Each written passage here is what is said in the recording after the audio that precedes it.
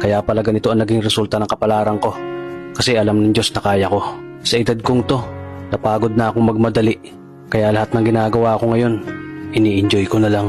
Siguro sa dami na rin ng aking pinagdaanan, napagtanto ko na ang buhay ay mas malawak at mas mahiwaga pa sa mga problemang dumarating sa buhay natin. Tumatanda na tayo, baka sa kakahabol natin sa masagana at maayos na buhay, ay hindi na natin na-enjoy ang buhay. Baka nabubuhay na lang tayo dahil nape-pressure tayo sa sasabihin ng ibang tao. Marami na rin akong mga naging maling desisyon sa buhay, pero lahat yun nagsilbing aral sa akin at natuto ako sa mga pagkakamali ko. May mga taong sobra nating mamahalin at bibigyan ng halaga, pero ibabalik lang sa atin ay kabiguan at matinding trauma. Kaya wag nating lilingunin ng mga taong tulad nila dahil mas payapa kapag hindi ka na interesadong malaman pa kung ano pang balita sa kanila. At wag mong idepende ang sarili mo sa kahit kanino.